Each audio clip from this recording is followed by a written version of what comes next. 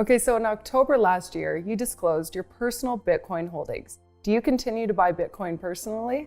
Well, I can say that I've never sold a Bitcoin, and then from time to time, I consider the matter again.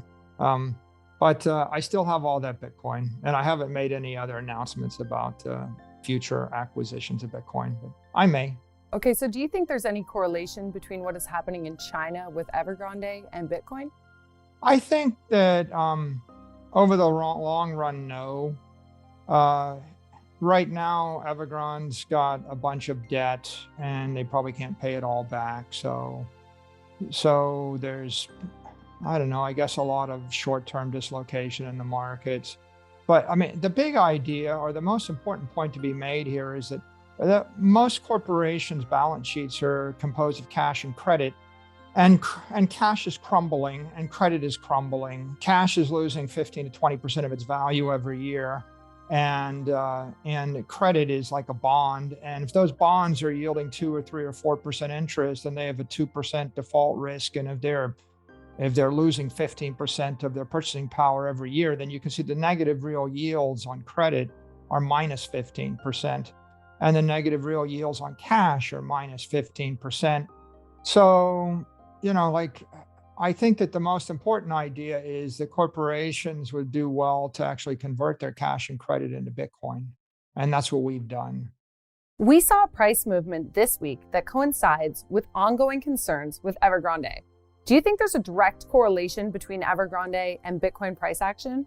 I'm not a trader. So like the truth is, I'm not buying Bitcoin to trade it every minute or every hour or every day. I'm buying it to hold it for a decade, between a decade and 100 years. So yeah, I mean, the price changes every minute, and it changes every minute based upon what the Federal Reserve says, or what the White House says, or what the Chinese government says, and the like. But I don't have a particular opinion one way or the other. And I don't think that people should really focus upon near-term dislocations when they're investing in Bitcoin. If you're not going to hold Bitcoin for 10 years, you probably shouldn't buy it for 10 minutes, in my opinion, because it is volatile, right? The markets are trading 24/7, 365, and Bitcoin is plugged into the other crypto markets, and the other crypto markets have huge amounts of leverage in them. So if you have lots of leverage trading with thin liquidity, it's always going to be reacting to some random news this way or that way. I think it would be a mistake to attempt to correlate a positive or a negative to something, because that's a kind of a trader's mentality. And I think 99% of the people aren't really equipped to be traders. It's a very dangerous game and induces great deals of anxiety. Yeah, makes sense. Okay, so let's talk about the regulators for a minute. Do you believe stablecoins will be treated as a commodity or a security? I think they're likely to become securities. I think that the SEC has been pretty clear, and they're saying that most cryptos are securities. Bitcoin is not. Bitcoin is a commodity, and it's pretty clear the consensus is Bitcoin will be a commodity. There's speculation that there's a few other crypto tokens that are commodities, but they haven't been named explicitly. The only one that's explicitly designated as a commodity is Bitcoin. I think that stable coins look like money market funds. Like if you give me $50 billion and I give you 50 billion in tokens, and then I invest the $50 billion into a bunch of bond instruments or credit instruments, then I'm taking risk with the 50 billion. If I were to, for example, invest the $50 billion into Evergrande bonds, and the bonds were to crash by 75%, then the $50 billion of stable coins would become $15 billion or $12 billion of stable coins. And so the SEC and the regulators have a point, which is when you're buying a stable coin, you're probably you're entering into an investment contract, and there is risk. And that means that you would want to know how that capital is invested. If I gave you 50 billion and you put it into a bank account yielding 0% interest in US dollars, that's a much less risky asset or balance sheet than if I took the same 50 billion and bought GameStop. I mean, you could do anything in between. So yeah, I think that they will be deemed as securities, especially the centralized ones. Okay, so from our research, at one time you were a Bitcoin skeptic, and now you are an investor and advocate for Bitcoin. Could you walk us through what made the light go off for you to become a Bitcoin bull?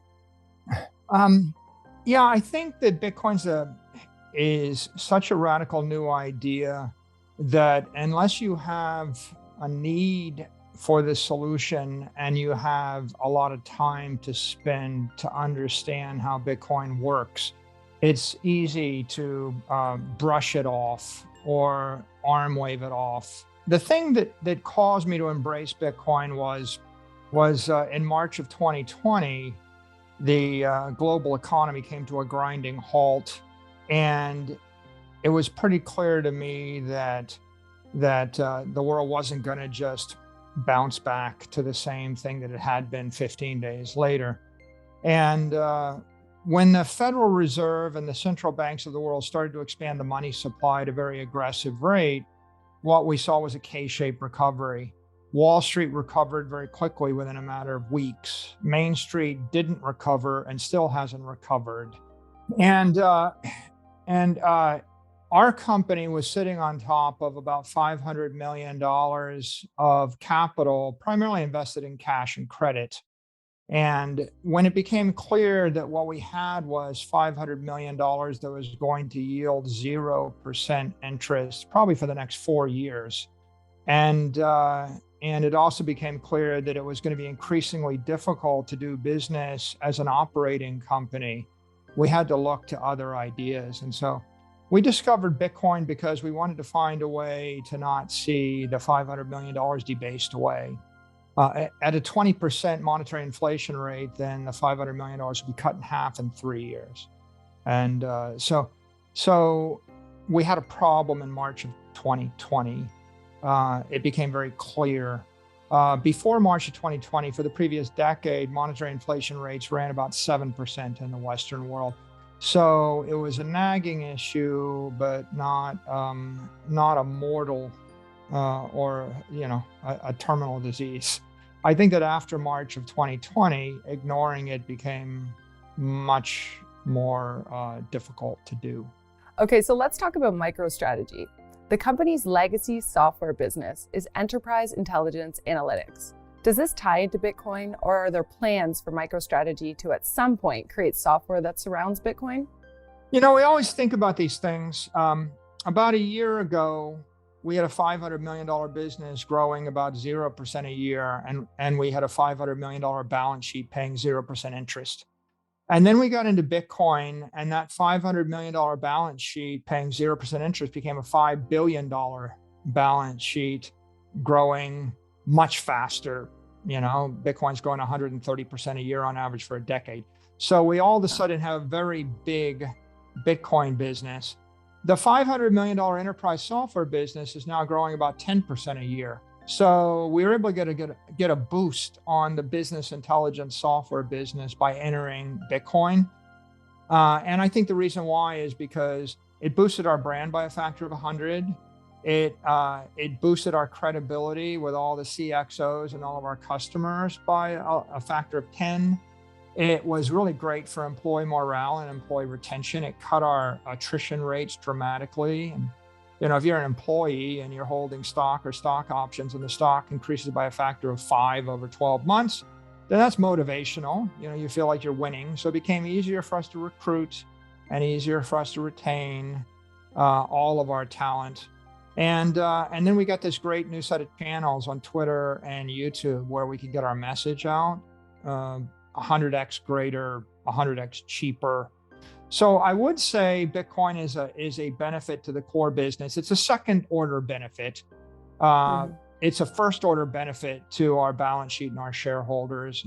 And the two of them have worked out well together as a complement.